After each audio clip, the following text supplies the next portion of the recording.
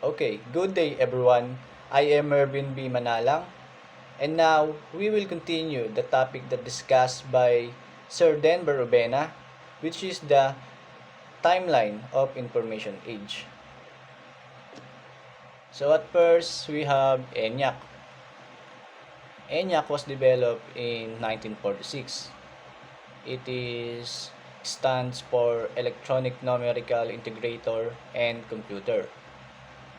And also, it is the world's first general-purpose electronic digital computer. It completed in 1945 during World War II, and it developed at the University of Pennsylvania Moore School.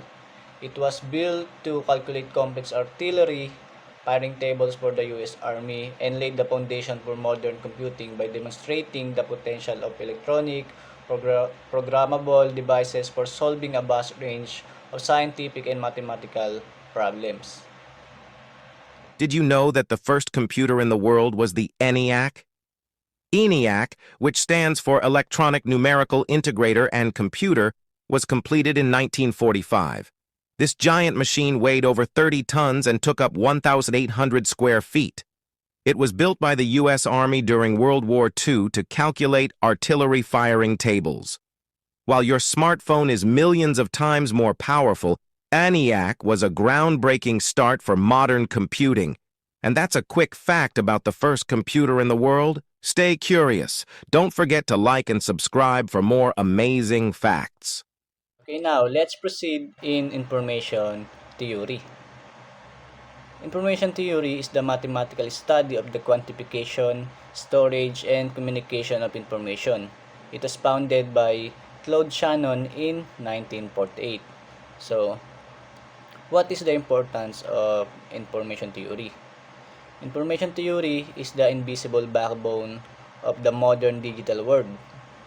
Its principles are fundamental to telecommunication like cell phone, Wi-Fi, satellite communication, and also to the internet like data compression and reliable data transfer, and to the data storage like hard drive, SSDs, and CDs, DVDs, and last to the computer science like file compression and data structures.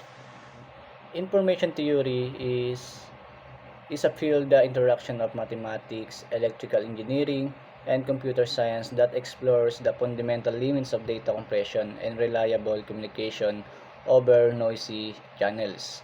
It includes the bit as unit of information, entropy or quantifying uncertainty, and channel capacity or the maximum transmission rate. Okay, next is the artificial intelligence in mid-1980s.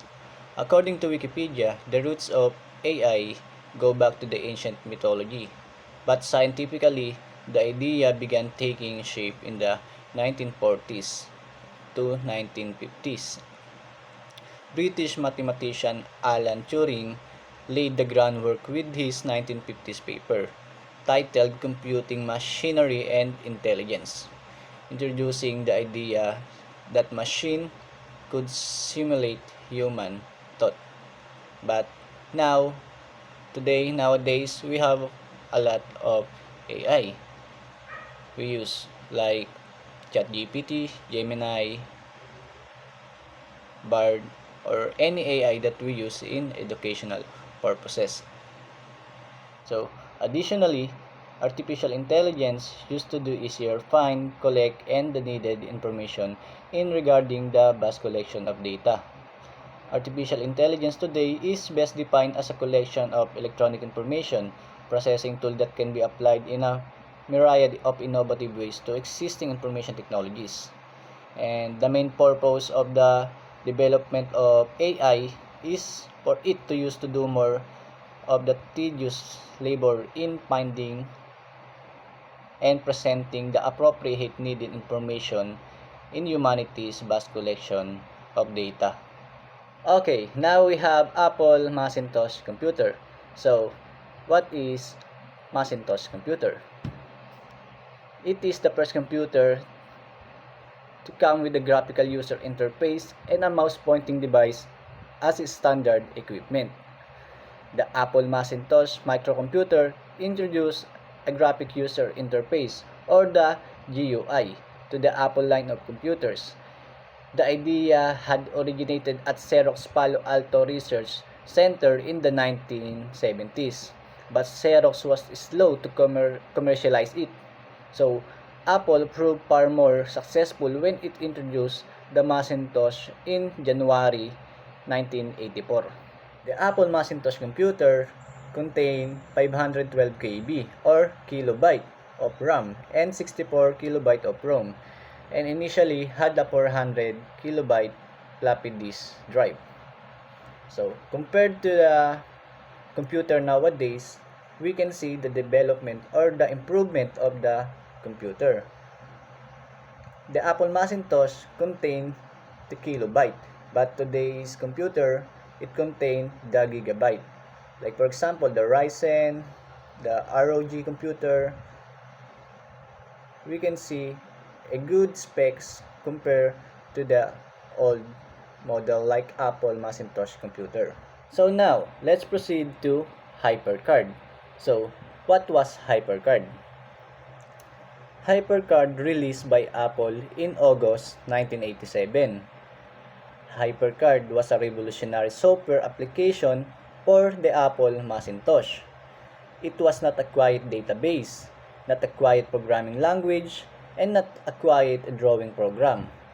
It was a unique system that blended all of them.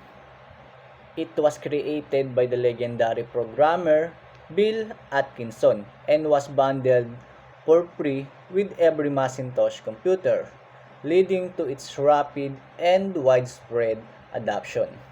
Okay, lastly, CD-ROM. So, what is CD-ROM? CD-ROM stores documents and literature works efficiency. So, in 1991, World Library Incorporated produced a fully searchable CD-ROM containing 450 and later on expanded to 953 classical works of literature and historical documents.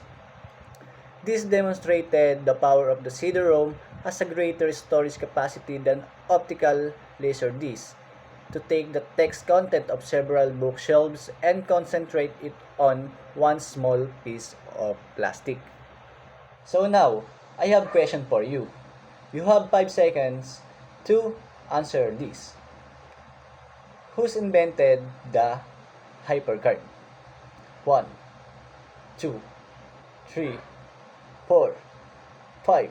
So the correct answer is Bill Atkinson. Good job, everyone.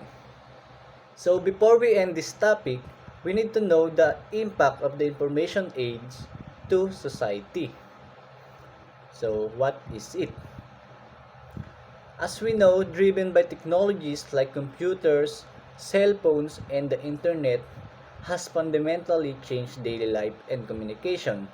It has made tasks more efficient and revolutionized how people access information, allowing students to find thousands of resources online in a moment compared to hours of library research in the past. So, this era has also fostered globalization by enabling instant communication across the globe through tools like email and webcams, connecting families and businesses. So the information age has made the world more connected, informed, and efficient. It has opened up vast opportunities for growth and innovation, but also present new ethical, social, and economic challenges that society must navigate responsibly.